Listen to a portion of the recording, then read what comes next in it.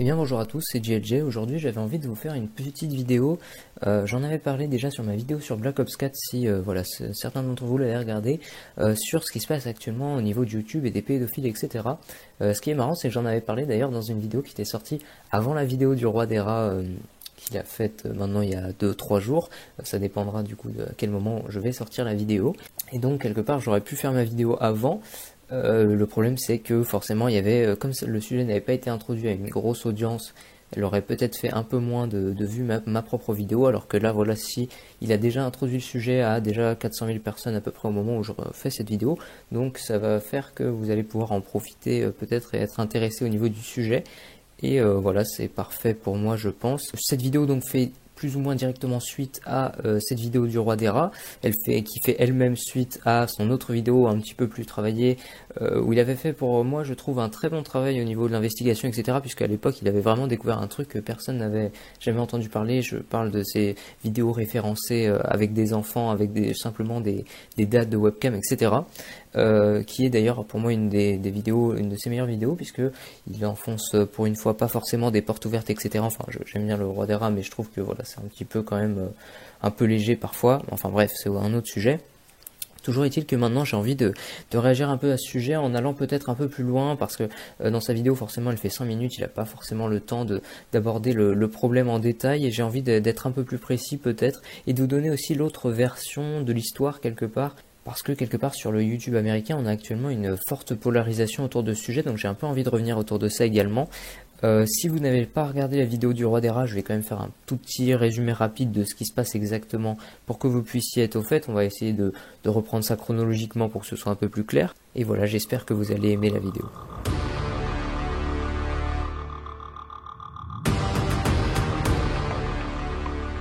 Alors voilà, qu'est-ce qui s'est passé exactement? En fait, c'est très simple, sur YouTube, on a beaucoup de vidéos, et j'ai plus les stats, de toute façon, je vous mettrai peut-être une petite illustration, mais on a des millions d'heures qui sont uploadées chaque jour, chaque seconde sur YouTube, et forcément, on a de tout et n'importe quoi, et on a notamment beaucoup de mineurs. Il se trouve, les chaînes pour enfants ont explosé sur YouTube ces dernières années. Je pense notamment à, je crois que c'est Ryan Toys Review en anglais, mais on a également des chaînes françaises. On a Studio Bubble Tea, on a Swan et Neo de The Voice, ou je sais plus trop quoi, qui sont des chaînes voilà, qui mettent en scène des mineurs, ce qui n'est pas illégal, il faut le savoir. Ce qui est interdit, c'est de faire travailler des enfants, et il se trouve que s'ils sont pas rémunérés, ils sont pas en train de travailler. C'est pas tout à fait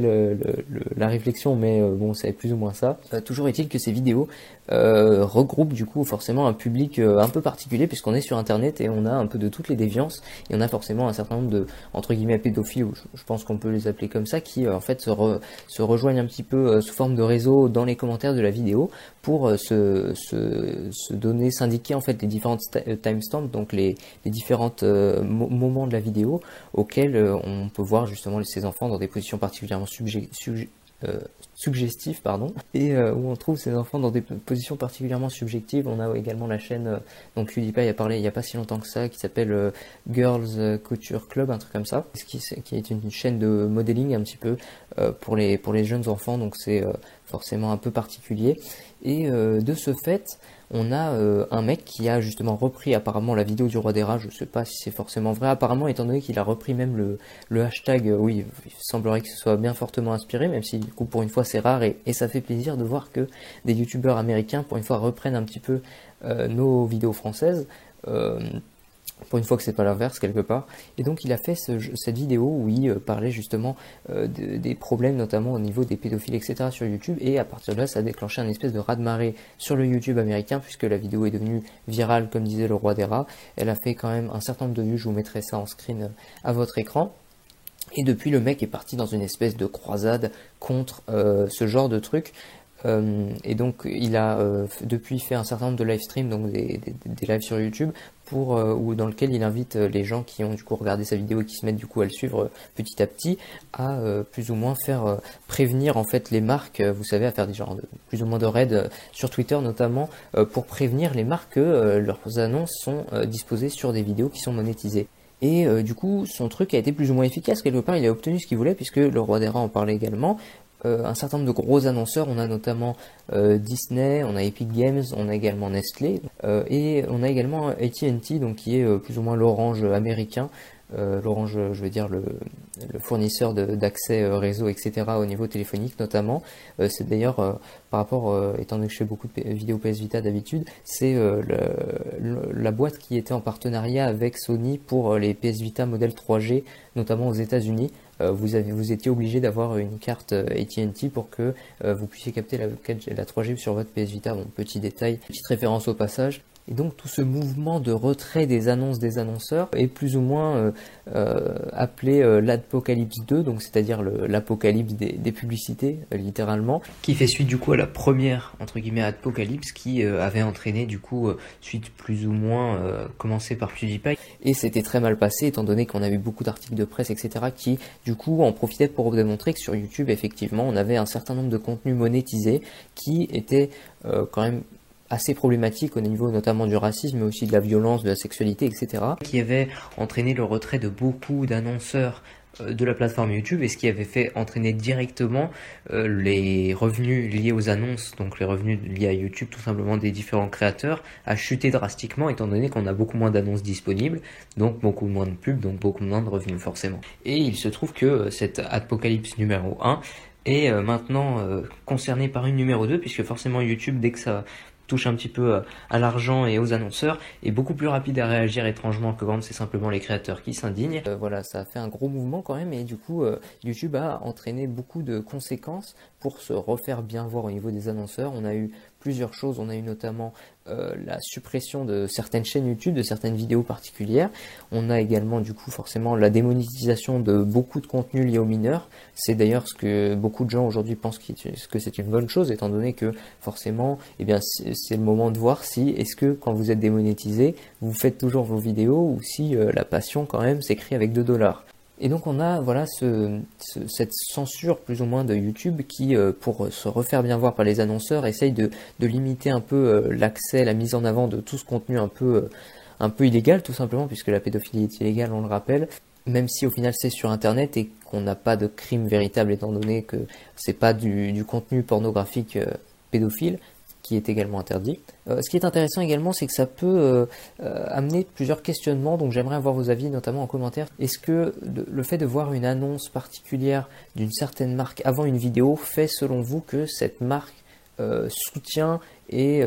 quelque part adhère au message véhiculé dans cette vidéo? Évidemment, je pense que les gens sur YouTube sont capables de faire cette différence entre la pub qui se déroule au début de la vidéo et le contenu de la vidéo en lui-même, même si on voit maintenant avec l'apparition d'un certain nombre de publicités à l'intérieur même des vidéos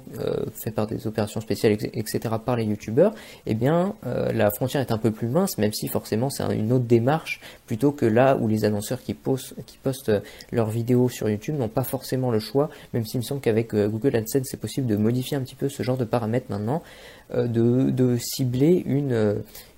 démographie précise, un type de gens particulier adapté à leur publicité, et du coup ça peut se retrouver forcément sur un peu plus ou moins tous les genres de vidéos, et forcément ça peut,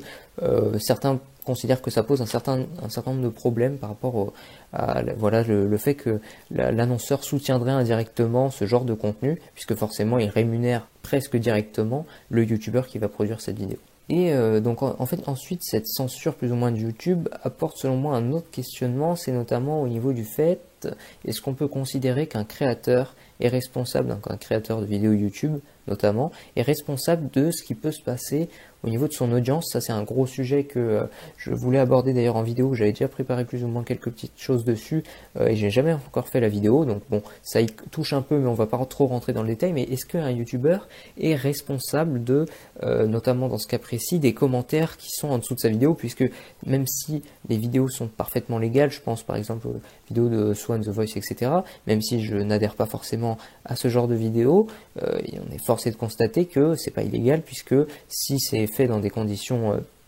d'un certain nombre de décence, etc., il y a des exigences légales à ce niveau-là, au niveau de l'encadrement des performances des enfants. Si c'est légal, pourquoi est-ce que ces chaînes devraient être démonétisées, ne seraient pas soumises au même régime que tous les autres youtubeurs? Et à partir de ce moment-là, ça pose justement un certain nombre de questions sur justement la responsabilité des créateurs. Est-ce que parce qu'il y a des pédophiles dans vos commentaires, vos vidéos doivent être supprimées? C'est quand même assez particulier. Et donc je suis également curieux d'avoir vos avis là-dessus dans les commentaires. Pour finir cette vidéo rapidement, j'avais envie d'aborder quand même l'autre côté du coup du spectre, c'est-à-dire on a un certain nombre de youtubeurs depuis américains je pense notamment, qui sont plus ou moins partis dans une sorte de chasse à l'homme, j'ai envie de dire, contre le mec qui fait ces genres de live stream etc. pour interpeller les marques, puisque forcément les youtubeurs n'ont absolument pas intérêt à ce que les annonceurs sortent de YouTube, puisque ça réduirait considérablement leurs revenus liés aux annonces etc. sur YouTube. C'est ce qui était arrivé notamment lors de la première Adpocalypse, et du coup on a un certain nombre de vidéos qui défendent un petit peu YouTube pour une fois en disant mais si regardez ils ont pris des mesures assez strictes rapidement, il n'y a pas de problème, arrêtez d'appeler les marques, ça nuit à tout le monde sur la plateforme, ce qui est plus ou moins vrai. Du coup on a un certain nombre de créateurs qui sont allés fouiner un petit peu du côté de ce mec qui part en croisade pour démontrer notamment qu'il était quand même vachement attiré par ce qui est reconnaissance sur internet etc. Je crois que le roi des rats en parlait rapidement à la fin de sa vidéo sans trop s'attarder sur le sujet. On le voit apparaître également dans sa vidéo, puisqu'en fait je crois que c'est Keemstar qui l'a illustré dans son drama alerte, donc qui est je vous mettrai peut-être un lien dans la description,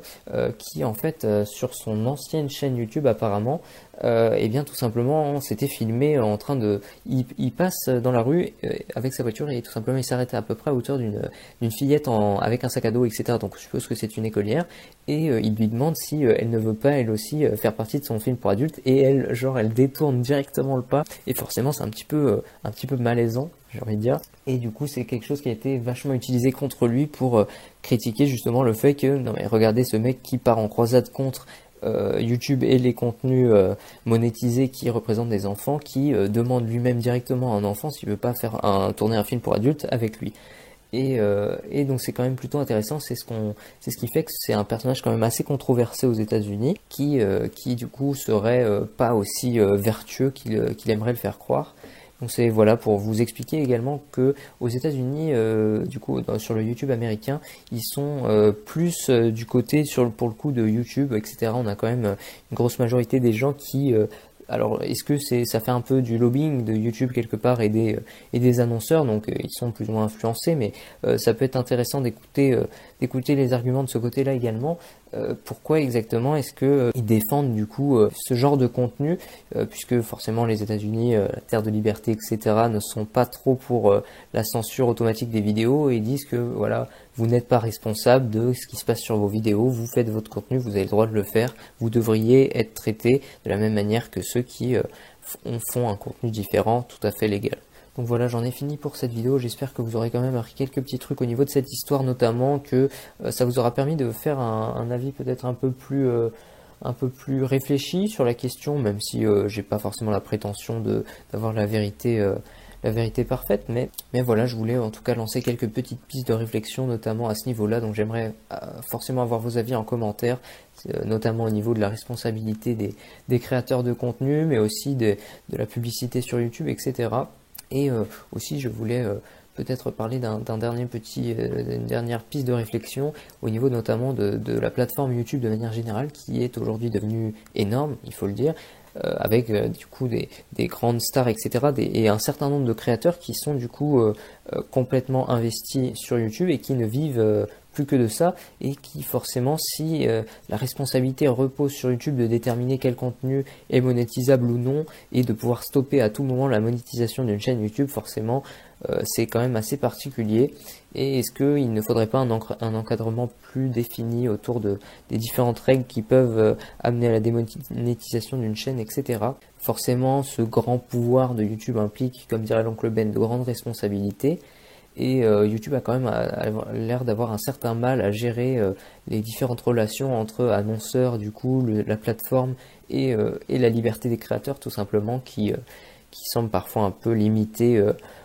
à cause d'intérêts financiers qui forcément ça fait pas forcément plaisir de voir que avec autant de potentiel du coup est soumis forcément aux mêmes pressions financières que n'importe quelle autre grosse compagnie.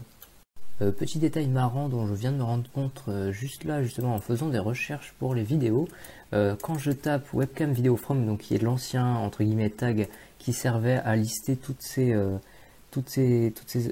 vidéos justement de jeunes filles, et bien il se trouve qu'on ne retrouve plus du tout ces vidéos.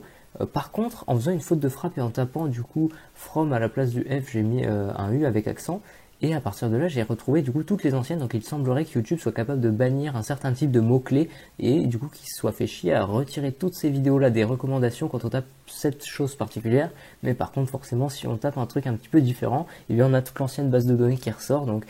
petit détail plutôt intéressant qui, je pense, valait le coup d'être mentionné.